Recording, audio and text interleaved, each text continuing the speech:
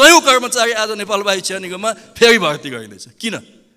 त्यसलाई चाहिँ सोमालिया कि आमा जस्तो बनाउने, जुन आमाको दुध आउँदैन तर त्यो चाहिँ आमाको ऊ चाहिँ चुसिराख्ने, रगत चुसे जस्तै हो त्यो। नेपाल वायु सेवा निगममा कर्मचारी भर्ती गर्नु भनेको आमाको रगत खानु जस्तै हो। आज त्यस्तै भइरहेको छ। त्यसकारणले म त्यसको निन्दा गर्छु। 3000 जति कर्मचारी राखेर 4वटा प्लेन कुदाइराख्ने हो भने, उडाइराख्ने हो भने त्यो आवश्यक छैन। नेपालकै कतिपय निजी कम्पनीका जहाजहरू 16वटा छन्, उनीहरूसँग कर्मचारी 1100 छ। हामीसँग 4वटा जहाज छन्, 3000 कर्मचारी किन चाहियो? नाथमको कलेज एउटा नेपालको होटल म्यानेजमेन्टको हिसाबले सबैभन्दा एक्सेलेन्ट कलेज हो। त्यसलाई बिर्ता मोटर नेपालगञ्जमा त्यसको शाखा खोल्ने भनेको थियो। पछि यो सरकार आइसकेपछि ट्रकमा सबै सामान लोड गरेर काठमाडौँ फिर्ता गरे। भरतपुर विमानस्थल एकदमै जोखिमपूर्ण विमानस्थल हो। यसलाई असाध्यै ध्यान दिनुपर्छ। मन्त्रीजीले भनिराख्नु भएको छ 4 अरब जति मैले नाफा गरेँ, तर हामीले डाटा हेर्दाखेरि 7 अरब जति ऋण तिर्न बाँकी छ, 46 अरब ब्याज सामा नै तिर्न बाँकी छ। सामा र ब्याज गर्दा 50 अरब नागिसक्यो। कहाँबाट उहाँले 4 अरब नाफा गर्नुभयो? साँच्चै 4 अरब नाफा भयो, सामा ब्याज सबै तिरेर भने माननीय मन्त्रीजीलाई माला लगाएर सबले अभिनन्दन गरे हुन्छ। तर डाटाले त्यो देखाउँदैन सभामुख महोदय। त्यसकारणले यो गलत डाटा दिएर मान्छेलाई भ्रम पनि नपारौँ। आफ्नै ज्वाइँलाई भारतमा आउन हवाई मार्ग नदिने यस्तो पनि छिमेकी हुन्छ त? आज काठमाडौँ अन्तर्राष्ट्रिय विमानस्थल, त्रिभुवन अन्तर्राष्ट्रिय विमानस्थलले वार्षिक झन्डै 85 लाख यात्रुहरूलाई सेवा दिइरहेको छ। यो विमानस्थलको क्षमता अधिकतम 90 लाख हो। सभामुख महोदय, सम्मान्य सभामुख महोदय, आज विनियोजन शीर्षक अन्तर्गत संस्कृति पर्यटन तथा नागरिक उड्डयन मन्त्रालयसँग सम्बन्धित विषयमा खर्च कटौतीको प्रस्ताव प्रस्तुत गर्न सभामुख महोदयको अनुमतिले म यहाँ उपस्थित छु। सम्मान्य सभामुख महोदय, यो मन्त्रालयले धेरै नै शास्ति बिहोर्नु पर्यो। एकपटक होइन, 2 पटक होइन, तेस्रो पटक किताब छाप्नु पर्यो। बडा दुःख लागेको छ। सायद त्यो शास्तिले बिरामी पर्नुभयो होला, आज मन्त्री पनि उपस्थित हुनुहुन्न। उहाँको स्वास्थ्य लाभ गर्नुपर्ने हो कि केही विपत्ति परेर आउनु भएन, त्यो जानकारी भएन। जेसुकै होस्, तेस्रो पटक प्राप्त भएको पुस्तकमा संक्षिप्त केही आफ्ना धारणाहरू राख्न चाहन्छु। सभामुख महोदय, नेपालको 15औं पञ्चवर्षीय योजनाले स्वास्थ्य क्षेत्रमा केही लक्ष्यहरू किटान गरेको छ। उसले भनेको छ कि यो 15औं पञ्चवर्षीय योजनाको समाप्तिसँगै, जो यो 80 साल यसको अन्तिम वर्ष हो, प्रत्येक वर्ष 35 लाख पर्यटकहरू नेपालमा भित्राइनेछ। आज त्यसको परिस्थिति कस्तो छ भन्दा करिब 8 लाख भन्दा माथि जान सकेको छैन। 2019 मा सबैभन्दा बढी 12.5 लाख पर्यटक नेपाल भित्रेका थिए। पर्यटकको बसाई 15 दिन बनाउने भने थियो, त्यो अवस्था आज विद्यमान छैन। पर्यटकहरूको प्रतिदिन खर्च $100 बनाउने भनेको थियो, $48 भन्दा माथि गएको छैन। 3,82,000 नयाँ रोजगारी थप्ने पर्यटन क्षेत्रबाट भनेको थियो, त्यसको सम्भावना देखिँदैन। 10% GDP मा योगदान गर्ने पर्यटन क्षेत्रले भनेको थियो, 3% भन्दा तल नै यसको अवस्था आज विद्यमान छ। र यो किन भइरहेको छ भने हामीले कृषि, पर्यटन, ऊर्जा जस्ता क्षेत्रलाई नेपालको अर्थतन्त्रको विकासको मुख्य आधार मानेका छौँ। तर पर्यटन क्षेत्रमा जुन तहको लगानी गर्नुपर्ने हो, त्यो तहको लगानी र त्यो तहको दृष्टिकोणहरू सरकारहरूबाट बन्न सकिएका छैनन् र अहिलेको नीति कार्यक्रम र बजेटले पनि त्यसलाई ठिक ढङ्गले अङ्गीकार गर्न सकिएको छैन। दुनियाँमा पर्यटन भन्ने बित्तिकै मूलतः राज्यले, सरकारले गर्ने भनेको पर्यटन पूर्वाधारमा काम गर्ने हो, बाटो बनाउने हो, एयरपोर्ट बनाउने हो, गन्तव्यसम्मका पहुँच मार्गहरू निर्माण गर्ने हो र सहज ढङ्गले भिसा प्रोसेसिङ सिस्टमलाई सहज बनाउने र विदेशी पर्यटकहरूलाई आकर्षण गर्ने, तर स्वदेशी पर्यटकहरूलाई पनि देशभित्र घुम्नको निम्ति पर्याप्त त्यसको लागि उत्साहित गर्ने हो। तर अहिलेको नीति कार्यक्रम र बजेटले त्यतातिर खासै ध्यान दिएको मैले देख्दिनँ। सम्मान्य सभामुख महोदय, आज मलाई खुसी लागेको छ कि हाम्रो यो विनियोजन शीर्षकमा प्रधानमन्त्रीज्यू पनि उपस्थित हुनुहुन्छ। तर मैले केही कुरा उहाँको पनि ध्यान आकर्षण गर्नु उपयुक्त होला भन्ने लाग्छ। नेपालमा अहिले 55 वटा विमानस्थल विद्यमान छन्।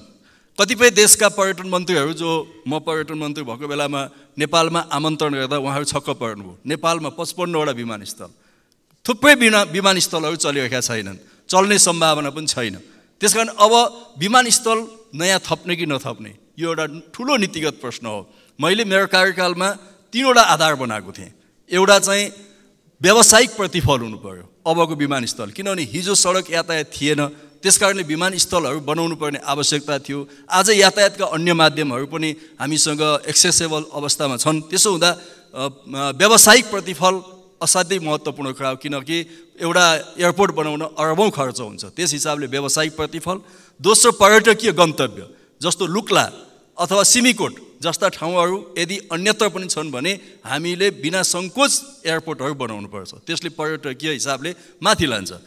तेस्रो चाहिँ आवश्यकताको आधारमा जनतालाई सेवा दिने कुरा। तर मैले देख्दैछु कि यो नीति कार्यक्रम र बजेटमा फेरि पनि नचाहिँदो ठाउँमा विमानस्थलहरू थपिँदैछ।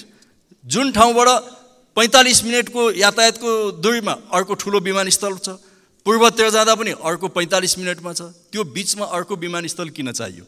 फेरि पनि विमानस्थलमा खर्च गरेर अनावश्यक ढङ्गले त्यो चाहिँ गर्नुपर्ने आवश्यकता मैले देख्दिनँ। त्यसकारणले यसमा मेरो भनाइ के छ भने सम्माननीय सभामुख महोदय मार्फत पर्यटकीय दृष्टिकोणले महत्त्वपूर्ण विमानस्थलहरू ताप्लेजुङको सुकेटार, तुमलिङटार, सङ्खुवासभाको, लुक्ला, सोलुको, मुस्ताङ, जोमसोम, जुफाल एयरपोर्ट, डोल्पा, सिमीकोट, हुम्ला, ताल्चा, मुगु यी पर्यटकीय हिसाबले धेरै महत्त्वपूर्ण एयरपोर्टहरू हुन्, विमानस्थलहरू। यी विमानस्थलहरूको सकेसम्म अझै बढी स्तर उन्नति गर्ने र यिनीहरूलाई पर्यटकीय विमानस्थलको रूपमा अगाडि बढाउनुपर्छ। भरतपुर विमानस्थल एकदमै जोखिमपूर्ण छ। मेरो पालामा हामीले त्यति बेला हाम्रो सरकारको पालामा त्यो भरतपुर विमानस्थललाई विस्तार गर्नको निम्ति नेपाली सेनाको त्यहाँको केही अड्डाहरूलाई हटाउनु पर्ने, केही अरू संरचनाहरू चाहिँ अन्यत्र स्थानान्तरण गर्नुपर्ने कुराहरू अगाडि बढेको थियो। अहिले पनि त्यो काम अगाडि बढिरहेको छैन। त्यसकारण भरतपुर विमानस्थल एकदमै जोखिमपूर्ण विमानस्थल हो। यसलाई असाध्यै ध्यान दिनुपर्छ भन्ने मलाई लाग्छ। सुर्खेत विमानस्थल त्यतिकै महत्त्वपूर्ण हो। कर्णाली प्रदेशको एउटा हब एयरपोर्टको रूपमा त्यसलाई विस्तार गर्नुपर्छ। एउटा माध्यमिक विद्यालय त्यहाँबाट स्थानान्तरण गर्नुपर्छ र त्यो विमानस्थललाई ATR 72 विमानहरू रात्रिकालीन अवतरण र उडान गर्न सक्ने क्षमताका बनाउनुपर्छ। तुलसीपुर विमानस्थलको पनि मैले त्यही नै यहाँको बिचमा राख्न चाहन्छु। त्यसपछि आज काठमाडौँ अन्तर्राष्ट्रिय विमानस्थल, त्रिभुवन अन्तर्राष्ट्रिय विमानस्थलले वार्षिक झन्डै 85 लाख यात्रुहरूलाई सेवा दिइरहेको छ। यो विमानस्थलको क्षमता अधिकतम 90 लाख हो सभामुख महोदय। त्यसकारणले हामीलाई अर्को विमानस्थल चाहिन्छ। कतिपयले भनिरहेका छन् भैरवामा छ, पोखरामा बनेको छ, त्यसले गर्दा त्यता सिफ्ट गरे भइहाल्यो। मलाई लाग्छ कि भैरवा र पोखराले आफै उत्पादन गर्ने हो, किनभने ती दुईटै हाम्रा चाहिँ पर्यटकीय गन्तव्यका ठाउँमा भएका एयरपोर्टहरू हुन्। ती एयरपोर्टहरू बनाएर त्यस्तो ठुलो गल्ती भएको मलाई लाग्दैन। तर ती एयरपोर्ट चलाउनुपर्छ, किनभने ती पर्यटकीय गन्तव्य भएका ठाउँका एयरपोर्टहरू हुन्। र त्यसको निम्ति काठमाडौँ अन्तर्राष्ट्रिय विमानस्थलको हिसाबले जब 90 लाख प्यासेन्जर अर्को वर्ष पुगि नै हाल्छ, किनभने अहिले अन्तर्राष्ट्रिय उडान 90 वटा जति छ। कोभिड अगाडि हामी 110, 115 वटा अन्तर्राष्ट्रिय उडान गरेका थियौँ। भनेपछि अब अर्को वर्ष 110, 115 वटा अन्तर्राष्ट्रिय उडान हुने बित्तिकै काठमाडौँ एयरपोर्ट स्याचुरेटेड हुन्छ। आज ट्राफिक जामका लगायतका समस्याहरू छन्, तल पार्किङको स्लटहरू छैन। त्यसकारणले यसको विकल्प भनेको निजगढ बाहेक अर्को कुनै पनि छैन। अघि पनि प्रधानमन्त्रीज्यूले त्यसमा आफ्नो केही धारणाहरू मेन्सन गर्नुभएको छ। साँच्चै हो भने निजगढ विमानस्थल बनाउनै पर्छ, त्यसको अर्को विकल्प छ जस्तो मलाई लाग्दैन। त्यसपछि यही मन्त्रालय अन्तर्गतको एउटा महत्त्वपूर्ण र धेरै नै क्रोनिक अवस्थामा रहेको नेपाल वायुसेवा निगम छ। नेपाल वायुसेवा निगम त्यो एक किसिमले हिमाल सिमेन्ट कारखाना जस्तो अवस्थामा पुगिरहेको छ। हिमाल सिमेन्ट कारखाना बन्द भयो, त्यहाँका कर्मचारीहरू फाटेको चप्पल, फाटेका लुगा लाएर आफ्नो तलब भत्ता माग्नको निम्ति अहिले पनि सडकमा हिँडिरहनु भएको छ। यदि यो नेपाल वायुसेवा निगमलाई संरचनागत हिसाबले सुधार नगर्ने हो भने यसको हालत त्यही हुन्छ।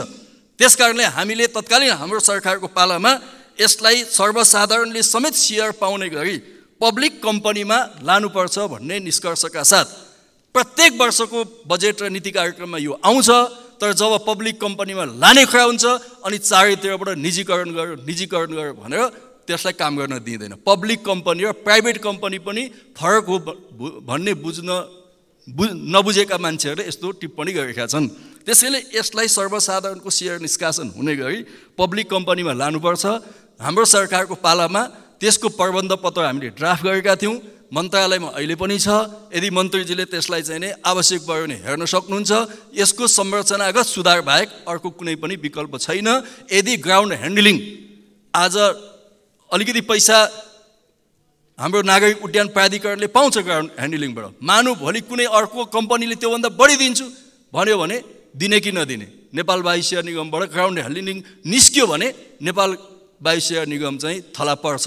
त्यसको अर्को कुनै विकल्प छैन, किन आज कर्मचारीले तलब खाने मुख्य आम्दानीको स्रोत नै त्यही ग्राउन्ड ह्यान्डलिङ हो। त्यो बाहेक अर्को केही पनि छैन। उडानबाट नाफा छँदै छैन ग्राउन्ड ह्यान्डलिङ बाहेक।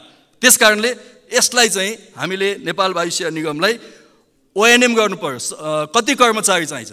3000 जति कर्मचारी राखेर 4वटा प्लेन कुदाइराख्ने हो भने, उडाइराख्ने हो भने त्यो आवश्यक छैन। नेपालकै कतिपय निजी कम्पनीका जहाजहरू 16वटा छन्, उनीहरूसँग कर्मचारी 1100 छ। हामीसँग 4वटा जहाज छन्, 3000 कर्मचारी किन चाहियो? म मन्त्री भएको बेलामा कर्मचारी कटौती गर्ने केही प्रस्ताव गरेँ। केही कर्मचारी कटौती भए।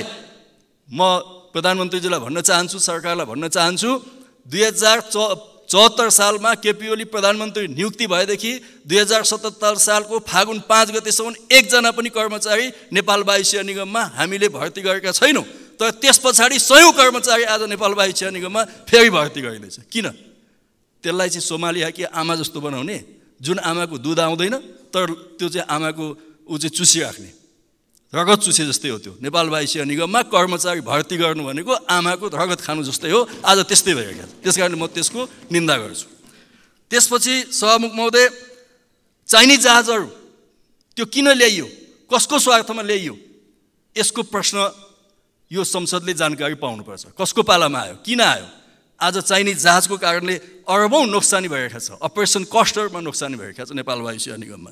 बिग्रेका जहाजहरूको त्यसको चाहिँ व्यवस्थापनको कुनै योजनाहरू छैन। मन्त्रीजीले भनिराख्नु भएको छ 4 अरब जति मैले नाफा गरेँ, तर हामीले डाटा हेर्दाखेरि 7 अरब जति ऋण तिर्न बाँकी छ, 46 अरब ब्याज सामा नै तिर्न बाँकी छ। सामा र ब्याज गर्दा 50 अरब नागिसक्यो। कहाँबाट उहाँले 4 अरब नाफा गर्नुभयो? साँच्चै 4 अरब नाफा भयो, सामा ब्याज सबै तिरेर भने माननीय मन्त्रीजीलाई माला लगाएर सबले अभिनन्दन गरिन्छ। तर डाटाले त्यो देखाउँदैन सभामुख महोदय। त्यसकारणले यो गलत डाटा दिएर मान्छेलाई भ्रम पनि नपारौँ भन्ने कुरा म राख्न चाहन्छु। र नेपाल वायु सेवा निगमको संरचनागत सुधार बाहेक अर्को कुनै पनि उपाय छैन। जहाँसम्म यो हवाई मार्गको कुरा छ, यो निकै नै विवादास्पद छ। तर प्रधानमन्त्रीजीको भारत भ्रमणको बेला पनि यो कुरा हामीले पटक पटक उठायौँ, प्रधानमन्त्रीजीले पनि उठाए भन्नुभएको छ। तर म भन्न चाहन्छु कि हामीले सडक मार्गबाट भारत जान पाउँछौँ, सडक मार्गबाट भारतीयहरू नेपाल आउन पाउँछन्। अझै हाम्रो चाहिँ धरोटी बेटीको नाता भनेको छ। अनि धरोटी बेटीको नाता भएको देशलाई हवाई प्रतिबन्ध लगाउन पाइन्छ? जब तपाईँको नागरिकलाई उड्ने बाटो दिइँदैन भने त्यो हवाई प्रतिबन्ध हो। त्यसलाई इन्टरनेसनलले हवाई प्रतिबन्ध भन्छ। हामीलाई एक किसिमले हवाई प्रतिबन्ध लगाइएको छ। हिजो सडक प्रतिबन्ध लगाइयो, अहिले हवाई प्रतिबन्ध लगाइएको छ। म भन्न चाहन्छु कि सरकारले हामी साथ दिन्छौँ प्रतिपक्षको हिसाबले। सायद प्रधानमन्त्रीजीको अस्ति भ्रमणमा प्रतिपक्षको दलको तर्फबाट पनि 1-2 जना सांसदहरूलाई, नेताहरूलाई सामेल गर्नुभएको भए हामी पनि बल गरिदिन्थ्यौँ। 2-3टा टिकटको लोभले प्रतिपक्षी दललाई लानु भएन। तपाईँको बल पुगेन के? तपाईँको बल पुगेन, हामी थियौँ नि। यति जायज कुरामा त हामी तपाईँलाई सपोर्ट गरिहाल्थ्यौँ, नचाहिँदो कुरामा पो सपोर्ट गर्दैन थियौँ। यतिमा त सपोर्ट गर्थ्यौँ नि। तपाईँले यति पनि महानता देखाउनु भएन। त्यसकारणले यो हवाई रुट चाहिँ म भन्न चाहन्छु कि रोटी बेटीको नाता। अनि आफ्नै चेली नेपालमा बिहा गरेको छ, नेपालको कुनै पुरुषले बिहा गरेको छ, आफ्नै चेलीलाई नेपालमा आउन हवाई मार्ग नदिने, आफ्नै ज्वाइँलाई भारतमा आउन हवाई मार्ग नदिने, यस्तो पनि छिमेकी हुन्छ त? यो कुरा त एउटा राष्ट्रिय बहस हुनुपर्छ भन्ने मलाई लाग्छ। अर्को कुरा, यहाँ एउटा भ्रम सिर्जना गरिँदैछ कि हवाई रुट नभएको हुनाले भैरवा विमानस्थल चल्न सकेन। यो कुनै प्राविधिकहरूले, कुनै विज्ञहरूले बताउने कुरा होइन। यो सरासर गलत कुरा बताइरहेको छ। म भन्न चाहन्छु आज पनि सिमराबाट हामीलाई आउने रुट छँदैछ। काठमाडौँ आउँछ सिमराबाट जहाजहरू, पूर्वबाट पश्चिमबाट। नेपालमा अहिले पनि मकालुबाट एउटा जहाज पस्छ, लासाबाट, भुटानको जहाज मेचीबाट पस्छ, र अरू सबै सिमराबाट पस्छ। 3टा इन्ट्री छ। अब हामीलाई चाहिएको छ अरू पनि इन्ट्री चाहिएको छ, अरू पनि एक्जिट पनि चाहिएको छ। एक्जिट त धेरै ठाउँबाट हुन्छ, तर इन्ट्री हामीलाई अझै बढी चाहिएको छ। सिमराबाट काठमाडौँ आउँदा र सिमराबाट भैरवा जाँदा जम्मा 2 मिनटको फरक छ हवाई समयमा। 2 मिनट बढी लाग्छ भैरवामा जानको निम्ति काठमाडौँ भन्दा। त्यसकारणले फ्युल कस्ट बढी भयो भन्ने यदि तर्क हो भने भैरवाबाट महेन्द्रनगरबाट एक्जिट गर्दा त काठमाडौँबाट भन्दा 15 मिनट बढी छिटो एक्जिट हुन्छ नि त। उसको फ्युल कस्ट त्यहाँ जोगिन्छ। यता बढी समय लाग्यो भने निस्किने बेलामा त उसको समय धेरै बचत भएको छ नि। त्यसले कति फ्युल कस्ट घटाइरहेको छ। त्यसैले यो फ्युल कस्टको आधार मानेर भैरवा एयरपोर्ट चलेन भन्नु हाम्रो सरकारको व्यावसायिक क्षमता पुगेन, त्यता ढाकछोप गर्न खोजे हो भन्ने म यहाँलाई भन्न चाहन्छु। त्यो चाहिँ नि स्पष्ट होस्। अर्को हामी दुनियाँमा के देख्छौँ भने सामान्य सभामुख महोदय, यो एयर बोर्डर अपरेसन सिस्टम हुन्छ। मलेसिया, सिङ्गापुर, इन्डोनेसियाको एयर बोर्डर अपरेसन सिस्टम छ, जसको एयर रुट एकअर्काले प्रयोग गर्छन्, एयर स्पेस एकअर्काले प्रयोग गर्छ। इन्डियाकै पनि बङ्गलादेश नजिकको एउटा एयरपोर्ट छ जहाँ जम्मा 1 किलोमिटर मात्रै डिस्टेन्स छ बङ्गलादेशसँग। त्यो एयरपोर्टबाट उड्ने बित्तिकै बङ्गलादेशको आकाशमा जान्छ इन्डियन जहाजहरू, त्यहाँ केही आपत्ति भएको छैन। तर नेपालको सिमानातिरका एयरपोर्टहरूमा यसलाई किन त्रसित बनाइदिएछ? हैन, यही इन्डियाको चाहिँ नि बागडोगरा एयरपोर्टबाट कयौँ पटक नेपाली आकाशमाथि आउँछ। यदि मौसम खराब भयो भने नेपाली आकाशबाट घुमेर नै इन्डियाको चाहिँ नि दिल्ली जान्छ, कलकत्ता जान्छ। यो त प्र्याक्टिसमा भइ नै राखेको छ। बागडोगराबाट उड्ने जहाज नेपालको आकाशमा आउँदाखेरि हाम्रो नेपालको सुरक्षासँग अनुमति लिएको छ त? छैन, कहिले पनि लिएको छैन। त्यो एउटा मानवीय कुरा हो, त्यसलाई हामीले त्यति वास्ता गर्दैनौँ भने हामीले मित्र राष्ट्र भारतसँग एयर बोर्डर अपरेसन एग्रिमेन्ट गर्न सकिन्छ, जसले गर्दा 5 नटिकल माइल नेपालतिर र 5 नटिकल माइल चाहिँ इन्डियातिरको एयर स्पेस युज गर्ने यस्ता दुनियाँमा यस्ता प्र्याक्टिसहरू छन् सभामुख महोदय। त्यसैले म त्यतातिर पनि यहाँको ध्यान जाओस् भनेर भन्न चाहन्छु। अब यहाँ पहेँलो बत्ती बलिहाल्यो। म छोटोमा के भन्न चाहन्छु भने पर्यटन तथा पर्वतारोहण विश्वविद्यालय यो हामीले अगाडि बढाएका छौँ, त्यो अगाडि बढाउनु पर्यो। केचना कञ्चनजङ्घा ट्रेल यो धेरै नै राम्रो ट्रेल हो, सिमरनगढलाई चाहिँ ऐतिहासिक स्थलको रूपमा विकास गर्ने त्यो कुरा अगाडि बढाउनु पर्यो।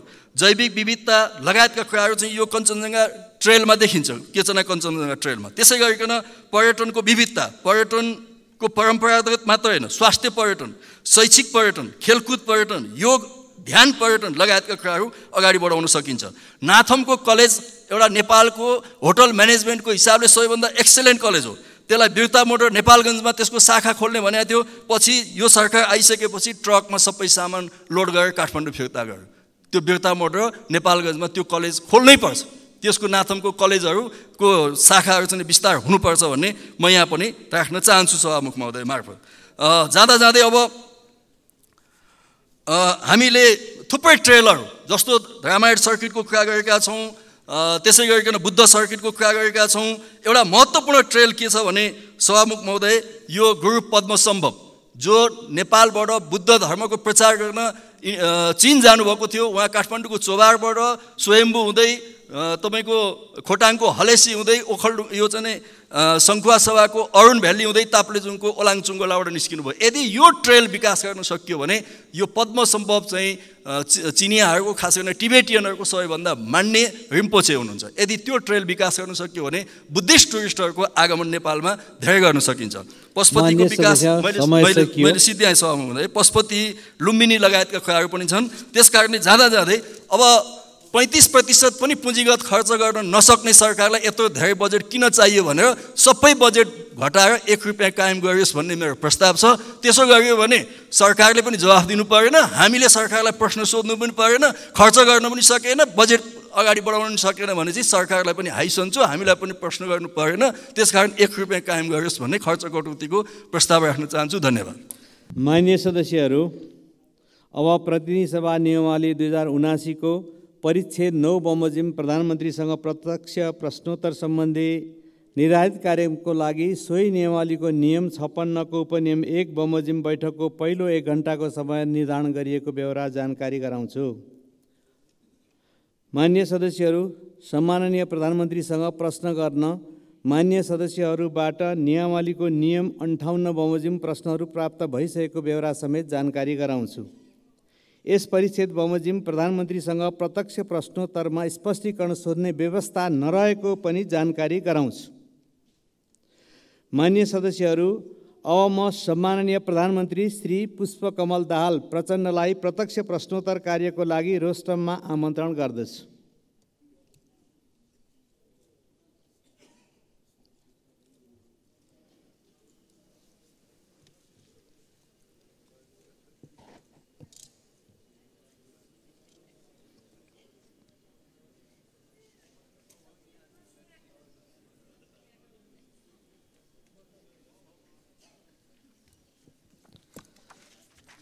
मान्य सदस्यहरू, अब प्रधानमन्त्रीसँग प्रत्यक्ष प्रश्नोत्तर कार्यक्रम प्रारम्भ हुन्छ। सर्वप्रथम प्रश्नकर्ता मान्य श्री अच्युत प्रसाद मैनालीलाई सम्माननीय प्रधानमन्त्रीसँग प्रश्न सोध्न अनुमति दिन्छु। सम्मान्य सभामुखज्यूको अनुमतिबाट म सम्मान्य प्रधानमन्त्रीज्यूलाई मेरा केही जिज्ञासाहरू राख्ने अनुमति चाहन्छु। प्रश्नहरू: सार्वजनिक खरिद नियमावली 64 को नियम 6(3) अन्तर्गत निर्माण स्थलको व्यवस्थापन नभई खरिद कार्य गर्न नहुने उल्लेख छ। राष्ट्रिय गौरवका आयोजनाहरू बुढी गण्डकी, सुनकोशी मरिन, काठमाडौँ तराई द्रुत मार्ग, खोकना खण्ड, निजगढ अन्तर्राष्ट्रिय विमानस्थल टाङ्गिया बस्ती, पूर्व पश्चिम रेलमार्गको जग्गा अधिग्रहण एवं घर टहरा हटाउने क्षतिपूर्ति दिने साथै तामागढी सिमरौनगढ हुलाकी सडकको मुआब्जा जनताले 4 वर्षदेखि पाउन सकेका छैनन्। यसै आबोमा बजेट विनियोजन छैन।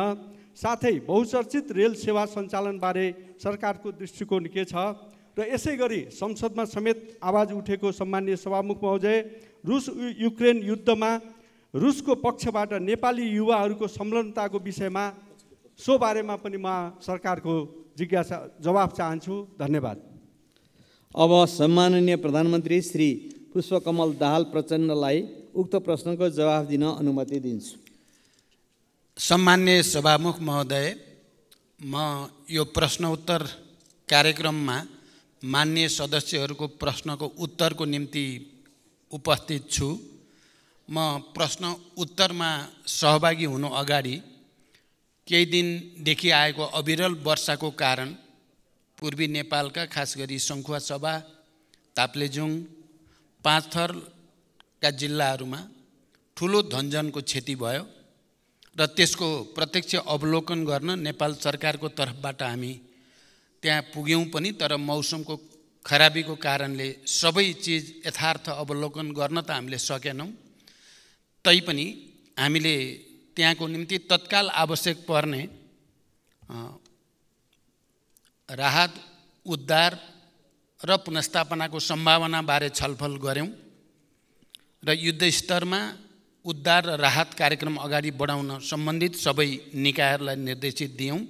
म अहिले त्यसको व्याख्या होइन, खालि म मृतकहरूप्रति श्रद्धाञ्जली र शोकसन्तप्त परिवारहरूप्रति समवेदना व्यक्त गर्न चाहन्छु। त्यसै गरी आज ओखलढुङ्गामा पनि फेरि पहिरोमा परि जो 4 जनाको क्षति भएको कुरा आएको छ, उहाँहरूप्रति पनि म श्रद्धा व्यक्त गर्न चाहन्छु र पीडितहरूप्रति संवेदना व्यक्त गर्न चाहन्छु। हामी सबै मान्य सदस्यहरूसँग नेपाल सरकारको तर्फबाट हाम्रो विकासको मोडालिटीको बारेमा, हाम्रो भौगोलिक अवस्थितिको बारेमा भौगोलिक अध्ययन गरेर बस्तीको बारेमा हामीले गम्भीर रूपले र रणनीतिक रूपले नसोच्ने हो भने यस्ता घटनाहरूको पुनरावृत्ति भइराख्ने स्थिति छ। यतातिर नेपाल सरकारको पक्कै पनि गम्भीर रूपले ध्यान आकर्षित भएको छ। म सबै मान्य सदस्यहरूले पनि यो विषयलाई हामीले दीर्घकालीन ढङ्गले विचार गर्न जरुरी छ भन्ने आग्रह गर्न चाहन्छु। अब म प्रश्न उत्तरतिरै लाग्छु। सरकारले राष्ट्रिय गौरवका आयोजनामा बजेट सुनिश्चित गर्ने गरेको छ। राष्ट्रिय गौरवका आयोजनाहरूमा विनियोजित रकम कम हुने अवस्थामा पनि आवश्यकता अनुसार थप बजेटको व्यवस्था गर्ने गरिएको छ। निजगढ अन्तर्राष्ट्रिय विमानस्थल आगामी आर्थिक वर्षमा साइट क्लियरेन्स गर्ने कार्य सम्पन्न गर्ने कुरामा सरकारको गहिरो ध्यान छ। रेल सेवा सञ्चालन गर्ने बारेमा सरकार सकारात्मक रहेको छ।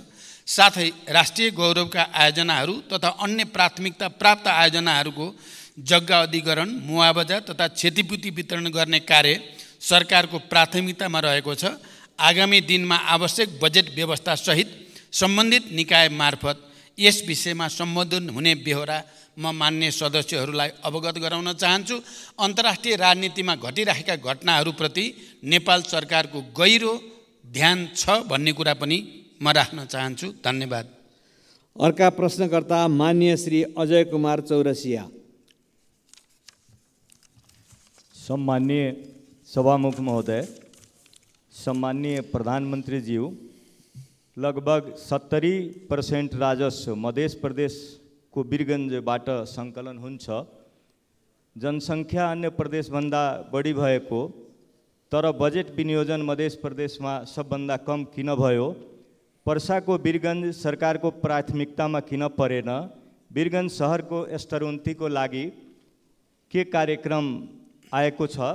सम्माननीय प्रधानमन्त्रीज्यू, वीरगञ्जको नारायणी उपक्षेत्रीय अस्पताल, ठाकुराम बहुमुखी क्याम्पस, आदर्श नगर र नारायणी रङशालाको स्तरोन्नतिको लागि कति रकम विनियोजन भएको छ?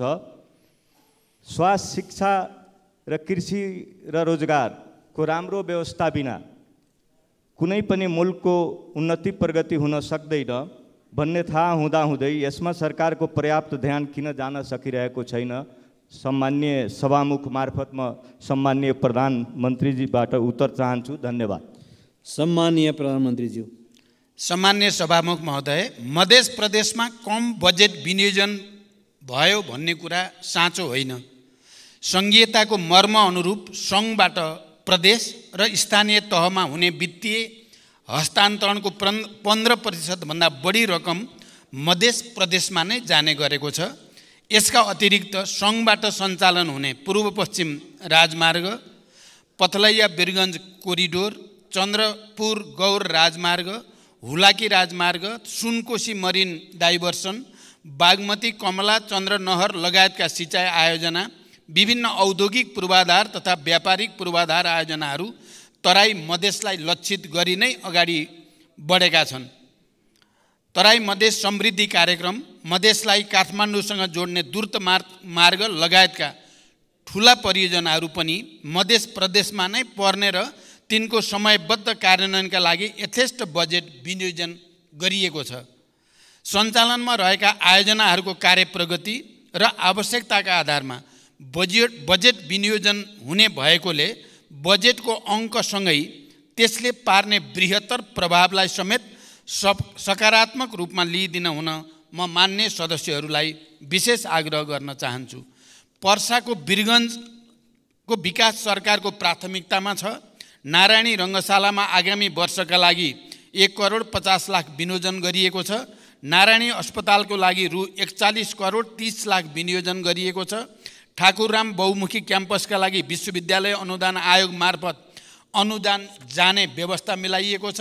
सरकारले मानव जीवनसँग सम्बन्धित अत्यावश्यक विषयहरू स्वास्थ्य, शिक्षा, कृषि र रोजगारीलाई उच्च प्राथमिकतामा राखेको छ। सरकारले स्वास्थ्य पूर्वाधार निर्माण, मेसिन उपकरण खरिद र जनशक्तिका लागि आवश्यक पर्ने रकम विनियोजन गरेको छ।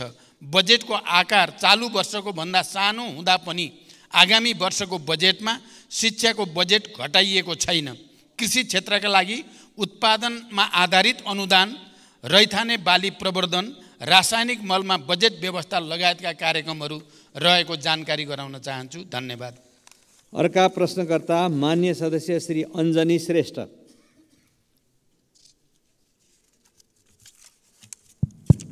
सम्माननीय सभामुख महोदय, सम्माननीय सभामुख महोदय, सम्माननीय सभामुख मार्फत प्रधानमन्त्रीसँग प्रश्न राख्न चाहन्छु।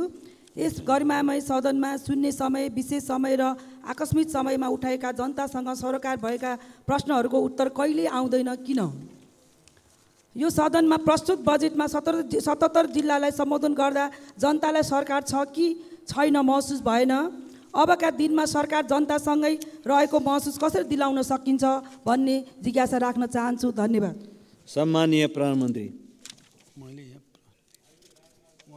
अहिले भर्खरै बोल्ने मान्य सदस्यको मैले नाम थाहा पाउनु पर्ने भयो। अञ्जनी श्रेष्ठ।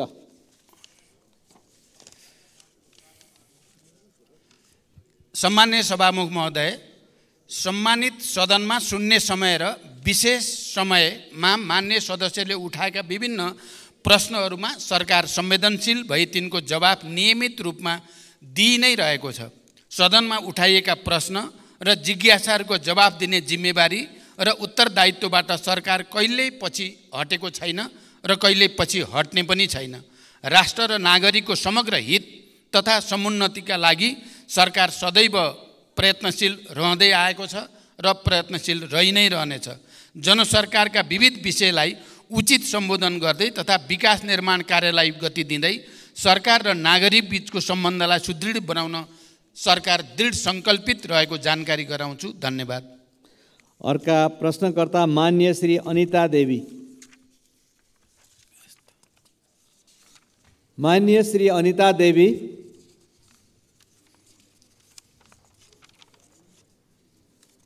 माननीय श्री अनिता देवी। यसपछि अर्का प्रश्नकर्ता माननीय श्री अनिशा नेपाली। सम्माननीय सभामुख महोदय, आज म सभामुख महोदय मार्फत प्रधानमन्त्रीज्यूलाई प्रश्न सोध्न चाहन्छु। सम्माननीय प्रधानमन्त्रीज्यूको हालै सम्पन्न भारत भ्रमणमा भारतले नेपालबाट 10,000 मेगावाट विद्युत खरिद गर्ने सहमति भएको जानकारी आयो। उक्त 10,000 मेगावाट कुन कुन आयोजनाबाट, के कति परिमाण र कुन दरमा भारतले खरिद गर्न खोजेको हो? खरिद सम्झौता कहिलेबाट सुरु हुन्छ र कहिलेसम्मको लागि हो? नेपालकै लगानीको विदेशी कम्पनीले ठेक्कामा निर्माण गरेका योजनाको विद्युत खरिद हुन्छ हुँदैन? यस सम्बन्धमा के कस्तो कार्यविधि तयार हुँदैछ? यस्तो महत्त्वपूर्ण विषय संसदको जानकारीको विषय हो कि होइन? धन्यवाद। सम्माननीय प्रधानमन्त्री। सम्माननीय सभामुख महोदय, भर्खरै मैले मित्र राष्ट्र भारतको भ्रमण गर्दा नेपालको जलविद्युत विकासका लागि लगानी भित्र्याउन र उत्पादित विद्युत निर्यात गर्ने सम्बन्धमा महत्त्वपूर्ण कार्यहरू भएका छन्। भारत सरकारले आगामी 10 वर्षमा नेपालबाट 10,000 मेगावाट जलविद्युत खरिद गर्ने प्रतिबद्धता भारतीय प्रधानमन्त्री श्री नरेन्द्र मोदीजीले व्यक्त गर्नुभएको कुरा अवगत भएकै छ। भारतसँगको दीर्घकालीन ऊर्जा व्यापार सम्झौतामा प्रारम्भिक हस्ताक्षर भ्रमणकै दौरानमा भइ पनि सकेको छ। सम्झौतामा अन्तिम हस्ताक्षर छिटै हुने विश्वास छ। देशमा हाल वर्षायाममा विद्युत उत्पादन क्षमता करिब 2800 मेगावाट रहेको छ भने अधिकतम खपत करिब 1900 मेगावाट पिक डिमान्ड रहेको अवस्था छ। आन्तरिक खपतभन्दा बढी भएको ऊर्जा खेर जान नदिने गरी छिमेकी भारतमा विद्युत निर्यात भइरहेको छ। यसबाट देशको व्यापार घाटा न्यूनीकरण गर्न समेत महत्त्वपूर्ण योगदान पुगिरहेको छ। देशभित्र नै अधिकतम आन्तरिक विद्युतीय ऊर्जा खपत वृद्धि गर्न सरकारले ऊर्जा खपत सम्बन्धी कार्ययोजना ल्याइसकेको छ र सो अनुसार काम अगाडि बढिरहेको कुरा पनि म यो सम्मानित सदनलाई जानकारी गराउन चाहन्छु। हाम्रो देशमा जलविद्युत उत्पादनको अत्यधिक सम्भावना रहेको र देशको समृद्धि हासिल गर्नका लागि एउटा महत्त्वपूर्ण स्रोतको रूपमा ऊर्जा व्यापार हुन सक्ने तथ्य निर्विवाद रूपमा रहेको छ।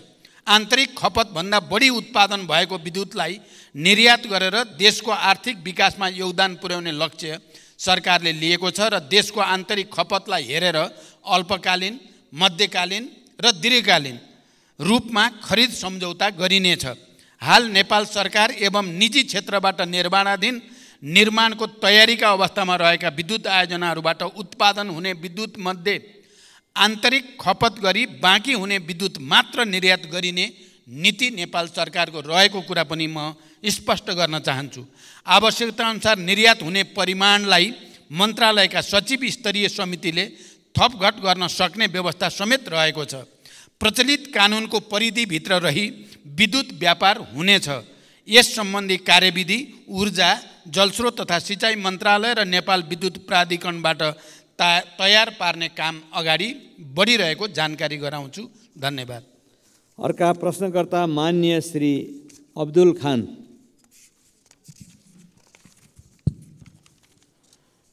सम्माननीय सभामुख महोदय मार्फत सम्माननीय प्रधानमन्त्रीज्यूलाई प्रश्न सोध्न चाहन्छु। तराई मधेसतिर किसानहरू लगभग धानको बिउ राखिसकेका छन्। अब किसानहरूको सोच मल र सिँचाइको व्यवस्थापनमा छ। मलको हाहाकार छ, बिजुली कटौती अत्यधिक छ। सीमा नाकामा जनताले दिनहुँ गाली पिटाई खाइरहेछन्। 1 बिघा अर्थात् 20 कट्ठाको खेती गर्ने किसानलाई 2 बोरा युरिया, 1 बोरा DAP चाहिन्छ। भारतबाट ल्याउँदा नेपाल प्रहरीले जफत गर्छ।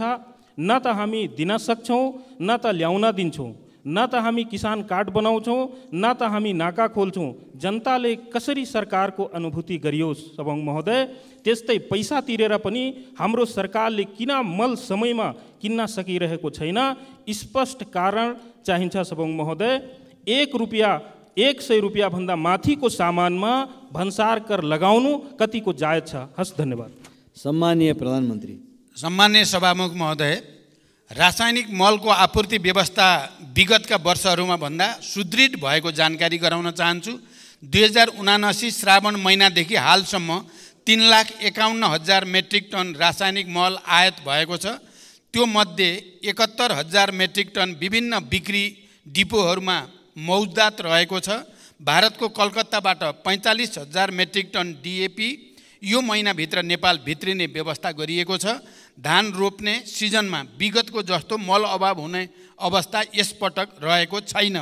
सुरुमा रासायनिक मलको लागि रु 15 अरब विनियोजन भए पनि थप रु 23 अरबको स्रोत सुनिश्चित गरी मल आपूर्ति व्यवस्थालाई सुदृढ गरिएको छ। यसबाट सरकार किसानहरूको लागि रासायनिक मल उपलब्ध गराउन जिम्मेवार रहेको तथ्य प्रमाणित हुन्छ। मलको आयातमा सङ्घीय मन्त्रालयलाई जिम्मेवार बनाइएको छ भने वितरण कार्यमा प्रदेश र स्थानीय तहहरूलाई परिचालन गरिएको छ। मल वितरण प्रणालीलाई पारदर्शी बनाउन मल आपूर्ति र वितरणमा डिजिटल प्रणाली प्रयोगमा ल्याइएको कुरा पनि म मान्य सदस्यहरूलाई जानकारी गराउन चाहन्छु। धन्यवाद।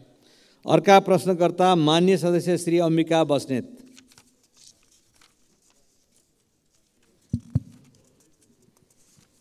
सम्माननीय सभामुख महोदय मार्फत सम्माननीय प्रधानमन्त्रीज्यूसँग जिज्ञासा राख्न चाहन्छु। गोकर्णेश्वर नगरपालिका वडा नम्बर 1 शिवपुरी राष्ट्रिय निकुञ्जभित्र पर्दछ। त्यहाँ सर्वसाधारण नागरिकहरूको बसोबास पनि छ। त्यो बस्तीभन्दा बाहिर बस्ने नातागोता भाइ साथीभाइहरू आउँदाखेरि शुल्क तिरेर मात्र जानुपर्छ। त्यही क्षेत्रभित्र गोसाइँकुण्ड जाने बाटो पनि छ, हेलम्बु जाने पुरानो बाटो पनि छ। तर निकुञ्जलाई शुल्क नबुझाइ सहजै अभिलेखीकरण मात्र गरेर आवत जावत गर्न पाइँदैन। यसभन्दा पहिला शुल्क नलाग्ने भनी 2 चोटि क्याबिनेटले निर्णय गरिसकेको भए पनि कार्यान्वयन नभएको जानकारी गराउन चाहन्छु। त्यही राष्ट्रिय निकुञ्जभित्र पर्ने टोखा छहरे हुँदै नुवाकोट जाँदा अभिलेखीकरण मात्र गरेर निर्विवाद आवत जावत गर्न पाइन्छ। एउटै निकुञ्जभित्र त्यस्तो विभेदकारी नियम किन लागू भइरहेको छ? सम्माननीय प्रधानमन्त्रीज्यूसँग मेरो जिज्ञासा छ र साथै त्यस्तो विभेदकारी नीति हट्नुपर्छ भनी जोडदार माग पनि गर्न चाहन्छु। हस्, धन्यवाद। जय नेपाल। सम्माननीय सभामुख महोदय, फेरि मलाई नाम भनिदिनु पर्ने भयो। यहाँ मेरो थोरै चाहिँ यो तलमाथि परेको छ। अम्बिका बस्नेत, मान्य श्री अम्बिका बस्नेतको प्रश्न छ। अम्बिका बस्नेत। अम्बिका बस्नेत।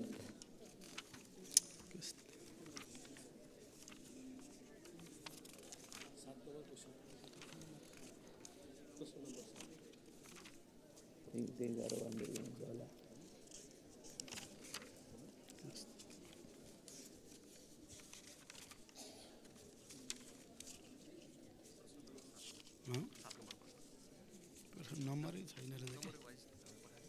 कस्तरी गडबड खाए छैन,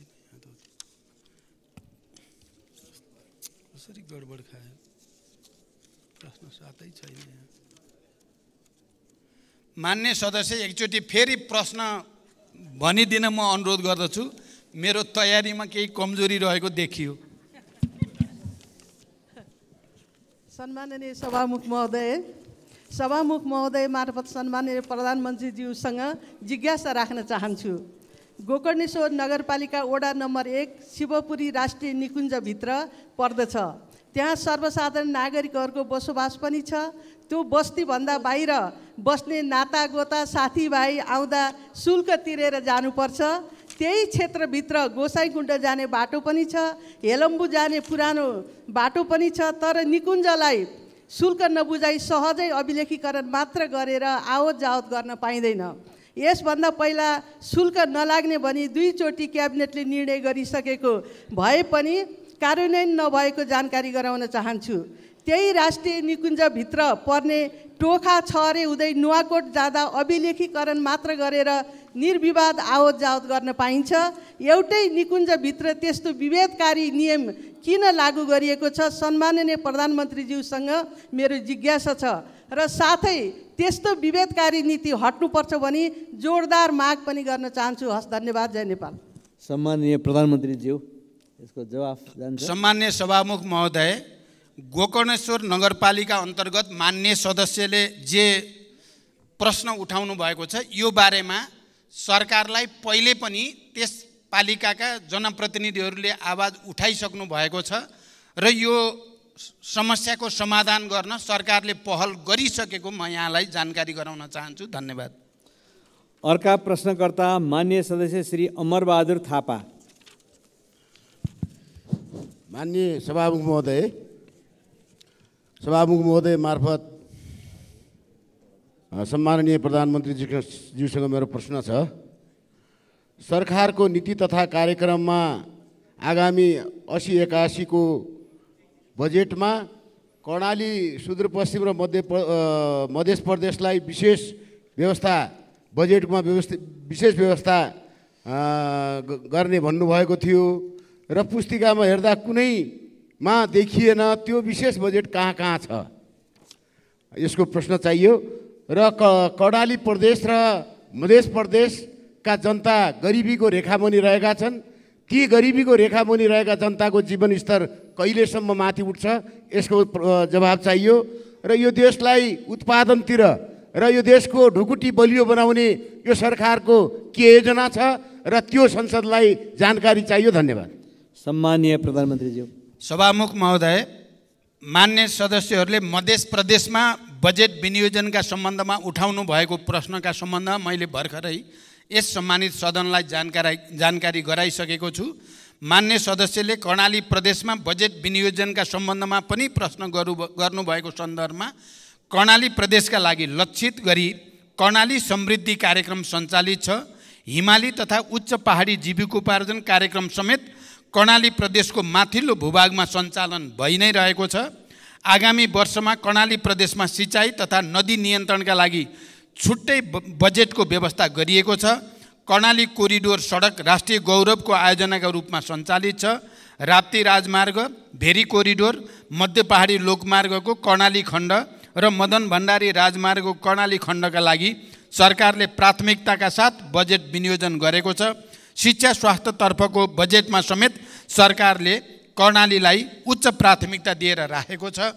र मान्य सदस्यले जो विकासको समग्र मोडेलको बारेमा कुरा गर्नुभएको छ, मैले पहिले नै यस सम्मानित सदनमा राखेको छु।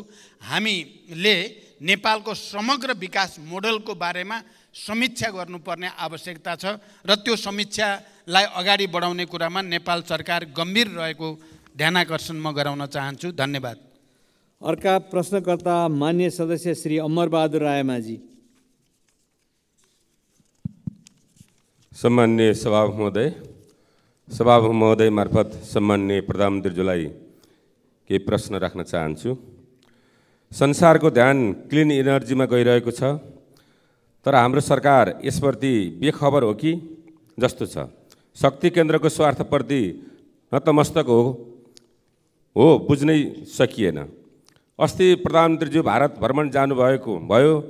हाम्रो 10,000 मेगावाट क्लिन इनर्जी भारतलाई बेच्ने सम्झौता गर्नुभयो भने उता पेट्रोल, डिजेल, ग्यास, मट्टीतेल जस्ता उच्च कार्बन उत्सर्जन गर्ने डटी इनर्जीको सजिलो पहुँचको लागि भरतपुरदेखि काँकरभिटासम्मको पाइपलाइन विस्तारको सम्झौता गरेर आउनुभयो। इनर्जी माथिको अर्काको नियन्त्रणले मुलुकको स्वतन्त्रता खतरामा पर्छ। हामी आफैले विकास गर्न सकिन्छ, तर विद्युत अर्कालाई सुम्पदैछौँ। के सरकारको योजना रणनीति हो? यो नयाँ युगको सुरुवात हो कि परनिर्भरता हो? परनिर्भरताको तयारी हो? जिज्ञासा गर्न चाहन्छु। धन्यवाद। सम्माननीय प्रधानमन्त्री। सभामुख महोदय, हाल देशमा हाइड्रो पावर, सोलर, बायोग्यास जस्ता स्वच्छ ऊर्जा क्लिन इनर्जीको स्रोतबाट विद्युत ऊर्जा उत्पादन भइ नै रहेको छ। वर्षायाममा विद्युत ऊर्जाको मागभन्दा आपूर्ति बढी भइरहेको अवस्था पनि छ। देशमा विद्युतीय र पेट्रोलियम दुवै ऊर्जाको प्रयोग भइरहेको छ। विद्युतको प्रयोग बढाउँदै लाने र पेट्रोलियम पदार्थको प्रयोग कम गर्दै क्रमशः विस्थापित गर्ने सरकारको नीति छ भन्ने कुरा म स्पष्ट गर्न चाहन्छु। नेपालमा विद्युतीय सवारी कम गर्दै क्रमशः विस्थापित गर्ने, पेट्रोलियम पदार्थको प्रयोग कम गर्दै क्रमशः विस्थापित गर्ने सरकारको नीति छ। नेपालमा विद्युतीय सवारी साधनको प्रयोग भर्खर मात्र सुरुवात भएको हो। अधिकांश सार्वजनिक तथा निजी सवारी साधन पेट्रोलियम पदार्थमा आधारित रहेको यथार्थ हामी सबैलाई जानकारी नै छ। सबै सवारी साधनलाई एकैपटक र अहिले नै विद्युतीय सवारी साधनमा रूपान्तरण गर्न प्राविधिक रूपमा पनि सम्भव छैन भन्ने कुरा बुझ्न हामी कसैलाई पनि अप्ठ्यारो पर्दैन पर्दैन। त्यसैले विद्युतीय ऊर्जाले पेट्रोलियम ऊर्जालाई विस्थापन नगर्दासम्म पेट्रोलियम पदार्थको सहज आपूर्ति गर्नुका साथै देशको आर्थिक विकासका लागि ऊर्जा आपूर्तिको दिगो सुरक्षालाई मध्यनजर गरी पेट्रोलियम पाइपलाइन विस्तार सम्बन्धी कार्य अगाडि बढाइएको हो। यसका साथै आपतकालीन अवस्थामा समेत इन्धन आपूर्तिको वैकल्पिक स्रोतको व्यवस्थापन गर्नुपर्ने भएकोले पनि पेट्रोलियम पदार्थको उपभोगलाई तत्कालमा शून्यमा झार्न सक्ने अवस्था छँदै छैन। यसलाई सहज र किफायती बनाउन पनि पेट्रोलियम पाइपलाइन निर्माण कार्य विस्तार गर्न खोजिएको हो। यसबाट इन्धन आपूर्ति सुनिश्चितता हुने, उपभोक्ता मूल्यमा कमी आउने तथा व्यापार घाटा न्यूनीकरण गर्न सहयोग पुग्ने विश्वास सरकारले लिएको छ। धन्यवाद। अर्का प्रश्नकर्ता माननीय डाक्टर अमरेश कुमार सिंह। सम्मानीय सभामुख महोदय, हाम्रो संविधानको प्रेम्बलमा लेखा छ, प्रेम्बल कुनै पनि संविधानको मुटु हुन्छ। त्यसमा लेखा छ कि सामन्ती निरङ्कुश केन्द्रीकृत एकात्मक राज्य व्यवस्थाले सृजना गरेको सबै प्रकारको विभेद र उत्पीडन अन्त्य गर्दै बहुजातीय, बहुभाषिक, बहुधार्मिक, बहुसांस्कृतिक तथा भौगोलिक विविधतायुक्त विशेषतालाई आत्मसात गरी विविधता बीच एकता, सामाजिक सांस्कृतिक एकबद्धता, सहिष्णुता र सद्भावलाई संरक्षण प्रवर्धन गर्ने, वर्गीय, जातीय, क्षेत्रीय, भाषिक, धार्मिक, लैंगिक विभेद र सबै प्रकारको जातीय छुवाछुतको अन्त्य गरी आर्थिक समानता, समृद्धि र सामाजिक न्याय सुनिश्चित गर्ने समानुपातिक, समावेशी र सहभागितामूलक सिद्धान्तको आधारमा समतामूलक समाजको निर्माण गर्ने सङ्कल्प गर्दै ठिक यसको प्रेम्बलको भावना विपरीत 62-63देखि नै मधेसका 20 जिल्ला बजेट विनियोजन कम भएको देखिन्छ। साथै यसको प्रभाव सिधा मधेसको जिल्लाको सदरमुकाममाथि परेको छ। चाहे त्यो झापाको भजपुर होस्, चाहे सुनसरीको इनरवा होस्, चाहे सप्तरीको राजविराज होस्, चाहे सिराको मारर होस्, चाहे सर्लाहीको मलङ्बा होस्, चाहे रौतहटको गौर होस्, यो सबै सदरमुकाममा देखिन्छ कि त्यहाँ बजेट विनियोजन नभएको कारणले त्यो सबैको उठीवास भइरहेछ। नयाँ नयाँ सहर हाइवेतिर बस्दै गइरहेछ। साथै यसको कारण के हो? दोस्रो कुरा, 72 को संविधानमा समावेशीको ग्यारेन्टी गरिन्छ, तर यता राज्यको सम्पूर्ण संरचना, सुरक्षा निकाय, प्रशासनिक निकाय, न्यायपालिका, कूटनीतिक क्षेत्र असमावेशी हुँदै गइरहेको छ। खास गरी प्रधानमन्त्री बनिसकेपछि कति सरकारले नियुक्ति गरेका छ, त्यो नियुक्तिमा कति दलित, जनजाति, मधेसीको प्रतिनिधित्व छ। त्यतिकै नै राज्यको संरचनाको शक्तिको बाँडफाँडमा पनि के लेखा छ कि संघ, प्रदेश र स्थानीय तल नेपालको स्वतन्त्रता, सार्वभौमिकता, भौगोलिक अखण्डता, स्वाधीनता, राष्ट्रिय सर्वाङ्गीण विकास, बहुदलीय प्रतिस्पर्धात्मक, लोकतान्त्रिक, गणतन्त्रात्मक संघीय शासन प्रणाली, मानव अधिकार तथा मौलिक हक, कानुनी राज्य शक्ति, पृथकीकरण, नियन्त्रण तथा सन्तुलन, बहुलता र समानतामा आधारित समतामूलक समावेशी प्रतिनिधित्व र पहिचानको संरक्षण गर्नेछ। यो दिशामा झन् उल्टो गइरहेको हामीलाई आभास भइरहेछ। यसमा प्रधानमन्त्रीको जवाब चाहिन्छ। धन्यवाद। सम्माननीय प्रधानमन्त्री। सम्माननीय सभामुख महोदय, देशको समग्र विकासको निम्ति सरकारले लिएका नीतिगत प्राथमिकता र विभिन्न विशेष क्षेत्रको विकासका लागि गर्नुपर्ने लगानी आवश्यकताका आधारमा बजेट विनियोजन भएको कुरा मैले यस अगाडि पनि जानकारी गराइसकेको छु। मानव विकासका सूचकाङ्कमा पछि परेका कर्णाली प्रदेश, सुदूरपश्चिम प्रदेश र मध्य प्रदेशलाई विशेष प्राथमिकतामा राखी स्रोत साधनको न्यायपूर्ण विनियोजन गरिएको कुरा पनि म स्पष्ट गर्न चाहन्छु। राज्यको सम्पूर्ण संरचनालाई समावेशी बनाउँदै समावेशी लोकतन्त्रको सुदृढीकरणका लागि सरकार प्रयत्नशील पनि छ र प्रतिबद्ध पनि छ। सोही अनुसार विभिन्न नीतिगत, कानुनी र प्रक्रियागत सुधारहरूलाई निरन्तरता दिने कुरामा सरकार स्पष्ट रहेको जानकारी म मान्य सदस्यलाई गराउन चाहन्छु। धन्यवाद। अर्का प्रश्नकर्ता मान्य सदस्य श्री अमृतलाल राजवंशी।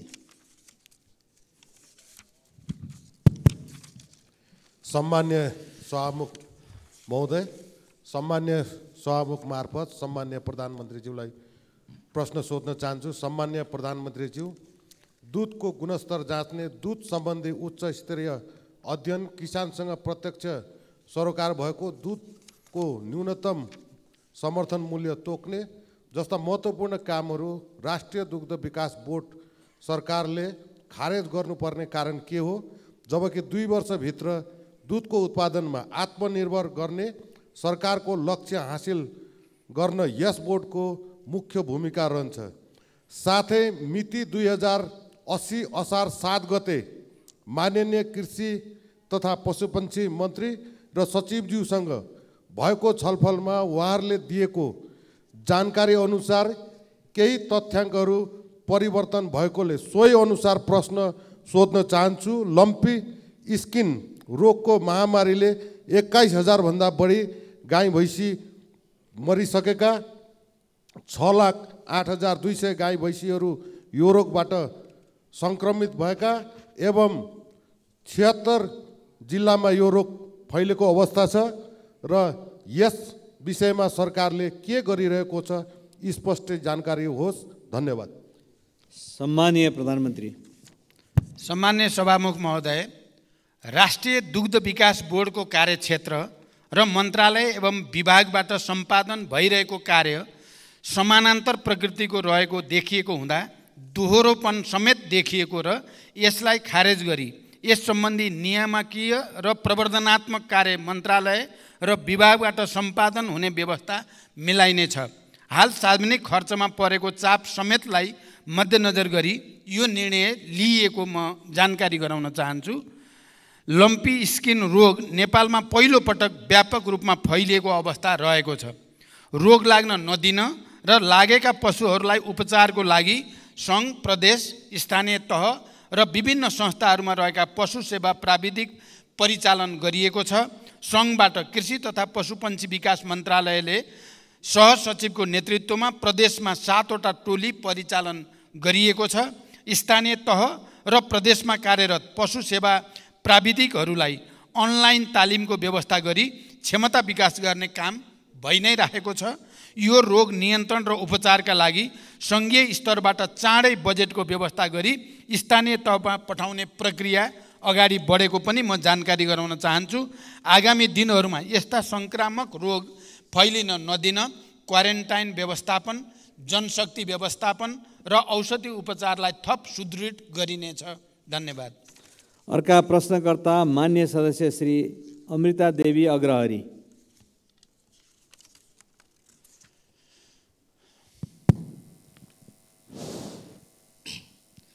सम्मानीय सभामुख महोदय, सम्मानीय प्रधानमन्त्रीज्यूसँग मेरो प्रश्न थियो, विषय नागरिकताको थियो।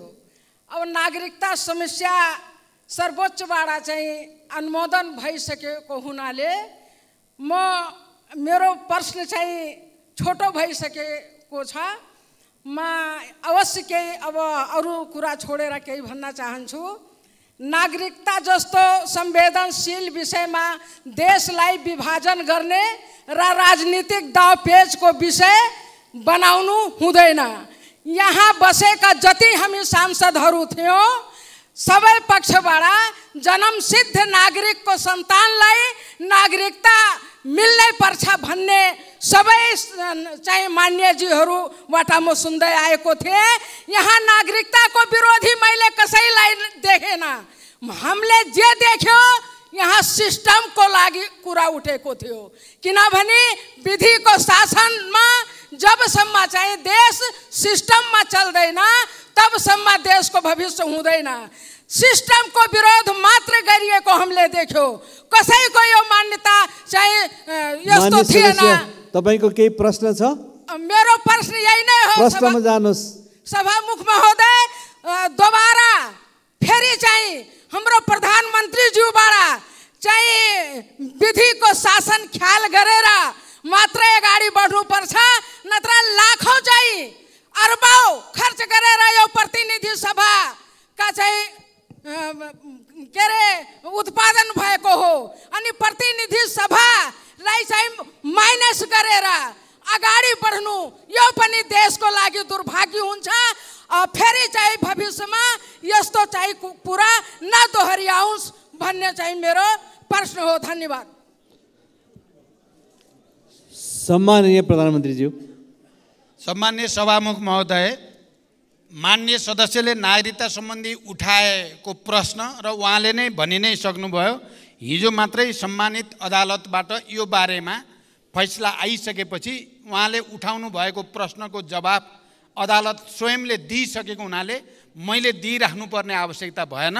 मलाई जहाँसम्म लाग्छ तपाईँले अहिले पनि नागरिकता जस्तो संवेदनशील विषयमा यो प्रतिनिधि सभा या हाम्रो राष्ट्रिय राजनीतिमा सहमतिबाट जानुपर्छ भन्नेमा मेरो पनि बुझाइ त्यस्तै नै छ। र मैले के बुझेको छु भने अहिले प्रतिपक्षमा रहनुभएका दलका नेताहरू पनि हिजो सत्तापक्षमा हुँदा अहिले हामीले जुन नागरिकताको जस्तो विधेयक अगाडि बढाएका हौँ त्यसमा हाम्रो मूलभूत रूपमा म सहमति नै देख्छु। तैपनि नागरिकता जस्तो संवेदनशील विषयमा देश विभाजित नहोस्, संसद विभाजित नहोस् भन्ने कुरामा तपाईँले गराउनु भएको ध्यानाकर्षणप्रति मैले ध्यानाकर्षण भएको जानकारी गराउँछु। धन्यवाद। अर्का प्रश्नकर्ता माननीय सदस्य श्री अर्जुन नरसिंह केसी।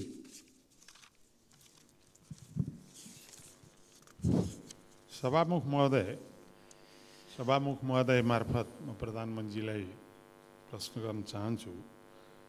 नेपाल कृषि प्रधान देश, हरेक वर्ष किसान जुन बेला खेतीको समय हुन्छ त्यो मल नपाएर ती किसानहरू हाहाकार पर छटपटिनुपर्ने स्थिति एकातिर छ।